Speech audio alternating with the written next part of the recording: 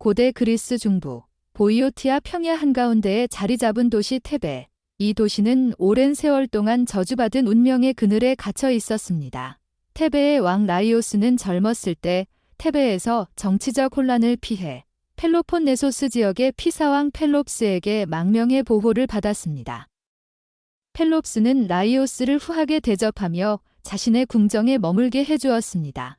라이오스는 그 은혜를 입은 채로 펠롭스의 아들 크리시포스에게 전차 타는 법을 가르치는 스승 역할을 맡게 되었습니다. 크리시포스는 매우 아름다운 외모로 유명한 소년이었습니다.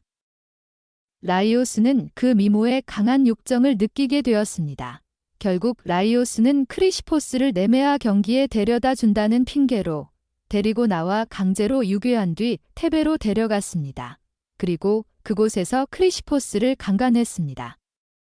이 범죄로 인해 크리시포스는 깊은 수치심을 견디지 못하고 자살했고 펠롭스는 분노하여 라이오스와 그의 가문 전체에 저주를 내렸습니다. 결혼과 가정의 여신 헤라는 이 폐륜을 절대 용서하지 않았고 테베 왕가 전체에 파멸의 씨앗을 뿌렸습니다. 라이오스는 왕위에 오른 뒤 아내 이오카스테와 함께 델포이의 아폴론 신전을 찾아 신탁을 청했습니다. 신탁의 답변은 잔인하고 명확했습니다. 내가 아들을 낳는다면 그 아들은 반드시 너를 죽이고 내 아내와 결혼하게 될 것이다. 라이오스는 공포에 질려 아내와의 잠자리를 완전히 피했습니다.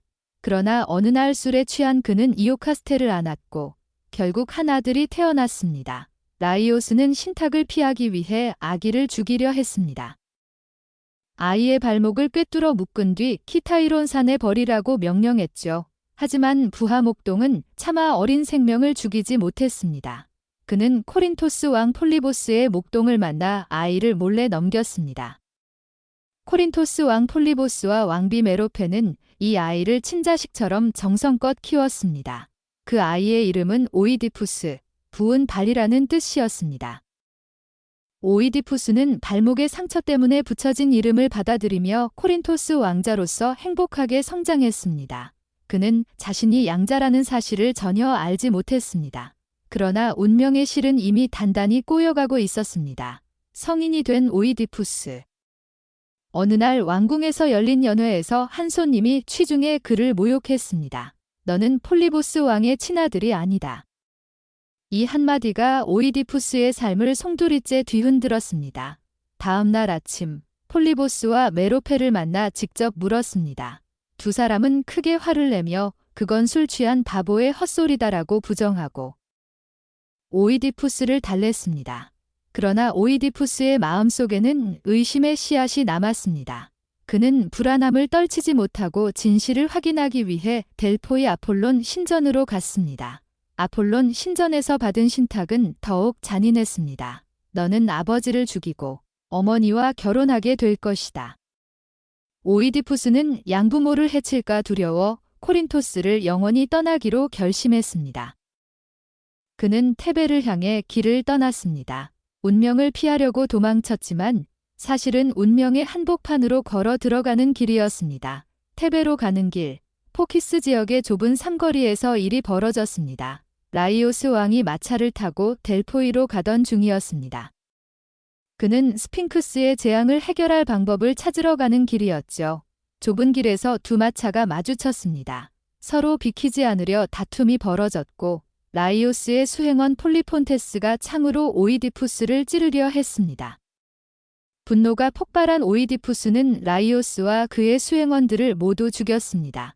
단 한 명의 목동만이 살아서 테베로 도망쳤습니다. 오이디푸스는 자신이 친아버지를 죽인 줄도 모른 채 다시 길을 재촉했습니다. 그 사이 테베는 이미 지옥이 되어 있었습니다. 라이오스 왕이 과거 펠롭스 왕의 아들 크리시포스를 유괴, 강간한 행동에 분노한 헤라가 보낸 괴물 스핑크스가 도시를 공포의 도가니로 만들고 있었기 때문입니다. 스핑크스는 티폰과 에키드나 사이에서 태어난 무시무시한 괴물이었습니다. 머리는 아름다운 여인의 얼굴, 가슴과 몸통은 강력한 사자, 날개는 거대한 독수리, 꼬리는 독을 품은 뱀이었습니다.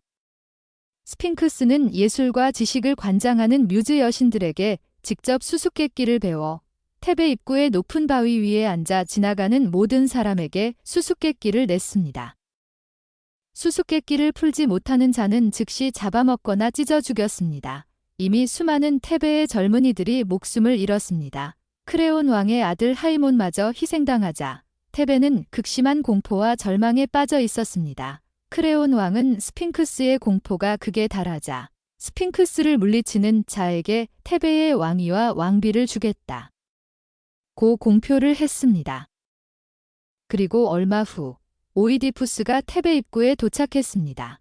스핑크스가 바위 위에서 그를 내려다보고 있었습니다. 공기가 무겁게 가라앉고 도시 전체가 숨죽인 듯 조용해졌습니다. 스핑크스가 낮고 위협적인 목소리로 물었습니다. 아침에는 4발로, 낮에는 2발로, 저녁에는 3발로 걷는 것은 무엇인가? 오이디푸스는 잠시 생각에 잠겼다가 또렷하고 자신감 있는 목소리로 답했습니다. 그것은 인간이다. 아기 때는 4발로 기어다니고 어른이 되어서는 2발로 걷다가 늙어서는 지팡이를 3번째 발 삼아 걷는다. 스핑크스는 충격과 수치로 몸을 부들부들 떨었습니다. 그 누구도 풀지 못했던 수수께끼가 풀린 순간 스핑크스는 절망의 비명을 지르며 절벽 아래로 몸을 던졌습니다. 일부 전승에 따르면 바위에 머리를 부딪혀 즉사했다고도 합니다. 테베 시민들은 환호의 함성을 터뜨렸습니다. 오이디푸스는 단숨에 도시의 영웅이 되었습니다. 크레온 왕은 약속을 지켰습니다. 그는 왕위를 오이디푸스에게 넘겨주고 과부가 된 여동생 이오카스테를 오이디푸스의 아내로 주었습니다. 오이디푸스는 테베의 새로운 왕이 되었고 이오카스테와 정식으로 결혼식을 올렸습니다. 그 누구도 이 결혼이 어머니와의 결혼이라는 사실을 알지 못했습니다. 두 사람 사이에는 에테오클레스와 폴리네이케스 2아들, 안티고네와 이스멘의 2딸이 태어났습니다. 오이디푸스는 현명하고 공정한 왕으로 테베를 다스렸습니다.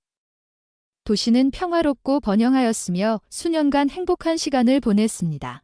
그러나 그는 여전히 자신이 친아버지를 죽이고 친어머니와 결혼했다는 무서운 진실을 전혀 알지 못했습니다. 신탁은 완벽하게 그리고 잔인하게 실현된 것이었습니다. 오이디푸스가 왕이 된 지 여러 해가 지난 어느 날 무서운 역병이 도시 전체를 덮쳤습니다. 사람들이 거리에서 죽어갔고 농작물은 말라 비틀어졌습니다. 테베는 죽음의 공포로 가득 찼습니다. 오이디푸스는 백성들의 고통을 보고 크레온을 델포이로 보내 신탁을 물었습니다. 크레온이 돌아와 전한 신탁은 충격적이었습니다. 라이오스 왕의 살인자를 찾아 처벌하지 않으면 역병은 끝나지 않을 것이다. 오이디푸스는 즉시 살인자 수색에 나섰습니다. 그는 테베 시민들 앞에서 선언했습니다. 살인자가 누구든 설령 내 가까운 사람이라 해도 용서하지 않겠다. 그는 먼저 예언자 테이레시아스를 불렀습니다. 테이레시아스는 오이디푸스에게 무서운 진실을 말했습니다. 살인자는 바로 당신입니다. 당신이 아버지를 죽였고 어머니와 결혼했습니다. 오이디푸스는 크게 분노하며 테이레시아스의 말을 믿지 않았습니다. 그러던 중 코린토스에서 사자가 도착했습니다. 코린토스 왕 폴리보스가 죽었습니다.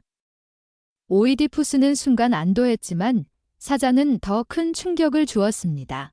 폴리보스는 당신의 친아버지가 아닙니다. 당신은 키타이론 산에서 버려진 아이였습니다. 오이디푸스는 혼란에 빠졌습니다. 마지막으로 라이오스가 죽던 날 살아남은 목동이 불려왔습니다. 목동은 모든 것을 고백했습니다. 그 아기가 바로 당신이었습니다. 라이오스와 이오카스테가 버린 아들. 당신입니다. 이 순간 모든 진실이 드러났습니다. 이오카스테는 충격을 견디지 못하고 궁전 안에서 목을 매 자살하는 최후를 맞이했습니다. 오이디푸스는 아내의 시신을 발견하고 그녀의 브로치를 뽑아 자신의 2 눈을 찔렀습니다. 오이디푸스는 피가 흘러내리는 장님의 몸으로 궁전 밖으로 나왔습니다.